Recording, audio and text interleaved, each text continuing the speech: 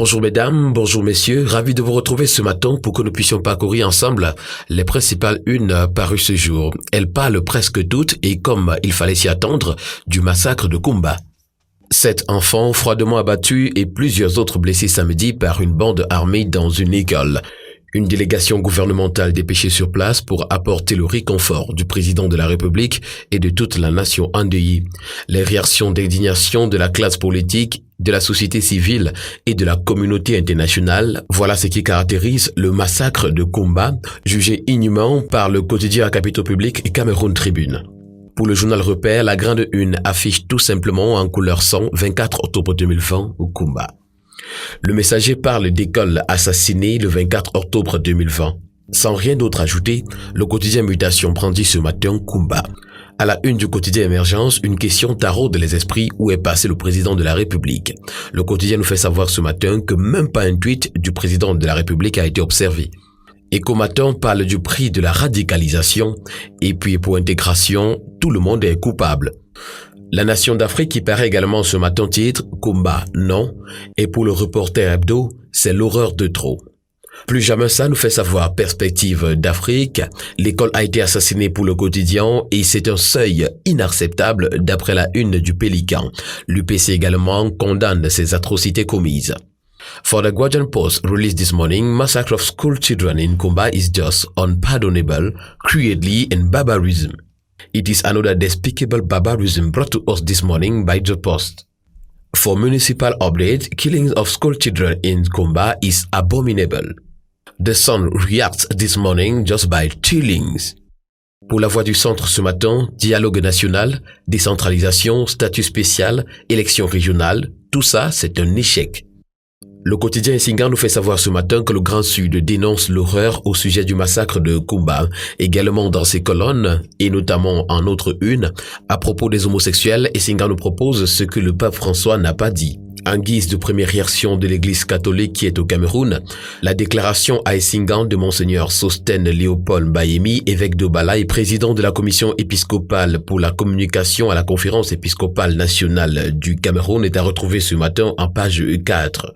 Le journal de Zéphirin Koloko, qui parle également de la même affaire, titre ce matin « Église catholique, bienvenue l'homosexualité ». D'après le journal, le pape François plaide pour l'union civile des couples gays, une prise de position qui suscite l'indignation générale.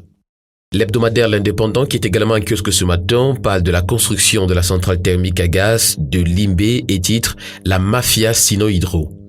Après le flop de la construction du barrage hydroélectrique de Mempvelé, dont elle porte l'entière responsabilité, l'entreprise chinoise basée à Pékin, passée maître dans l'art des pots de vent et de rétrocommission au Cameroun, en dépit de son expertise questionnable dans le domaine énergétique, met en branle son réseau de corruption et de népotisme en vue de l'acquisition du projet juteux de construction de cette centrale.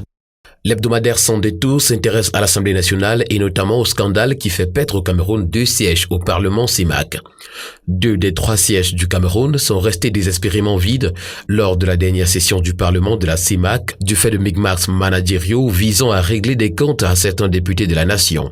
L'hebdomadaire parle également ce matin de la modernisation des aéroports et nous fait savoir que le Cameroun se dote d'équipements de dernière technologie. L'équation qui parle également de ces nouvelles acquisitions nous fait savoir ce matin que les ADC sont en mode de haute performance. La même information est reportée ce matin à la grande une du tri-hebdomadaire Le Soir qui indique que Ngalé Bébéyé est satisfait du matériel nouvellement acquis à l'aéroport international de Douala. Le tri-hebdomadaire nous renseigne également que l'archevêché de Bertois s'approprie illégalement tout un village à l'est du Cameroun. Défi actuel s'intéresse au Cameroun Business Forum, les 7 piliers de la relance post-Covid-19. La feuille de route adoptée comprend de nouvelles mesures sur la création des entreprises, l'octroi du permis de construire, l'accès à l'électricité et le commerce transfrontalier. Climat des affaires au Cameroun, le GICAM dresse un tableau sombre de l'entreprise au Cameroun d'après la une de Le Financier d'Afrique. Et puis finances publiques, défis et enjeux de la nouvelle réforme du compte unique du Trésor.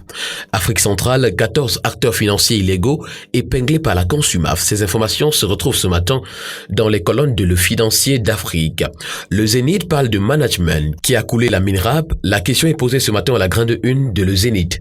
Entre salaires impayés, personnel démotivé, démission en cascade, gestion moyenâgeuse et détournement des deniers publics, la mission de régulation des approvisionnements des produits de grande consommation au bord du naufrage nous indique ce matin le Zénith. Prix d'excellence managériale 2020, Konaté Abdul Aziz Daniel est sur le podium d'après le titre brandi ce matin par Horizon Magazine Plus. D'après le magazine, la générosité, le dynamisme et le savoir-faire ont été récompensés.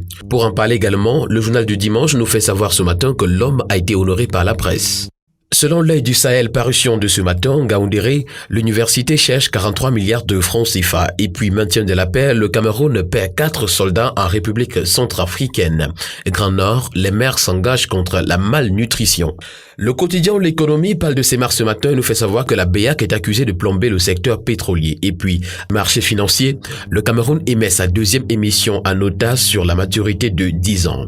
Leader Presse s'intéresse ce matin à Make It Invest et nous fait savoir qu'on rembourse sans problème. Société immobilière du Cameroun, l'hebdomadaire se propose de nous montrer comment Ketia Cortez a doublé l'État. L'incompétence de Louis-Roger Manga devant la barre est également étalée ce matin dans les colonnes de Leader Presse. Le musulman parle ce matin de communes et villes unies du Cameroun et notamment d'Aboubacar Abo comme l'homme qu'il faut à la place qu'il faut. L'hebdomadaire Lady News parle ce matin de l'UNFPA et du MINEPAD qui forment des hommes de médias. Journalistes, communicants et communicateurs ont reçu une formation relative à cette thématique au cours d'un atelier de renforcement des capacités organisé à Ibolova. Mesdames, messieurs, c'est avec cette information que nous mettons un terme à cette autre édition de la Revue de la Presse. N'hésitez pas aussi à vous abonner à nos différentes pages médias, notamment à notre chaîne YouTube et également à notre page Facebook. Merci et bonne journée à tous.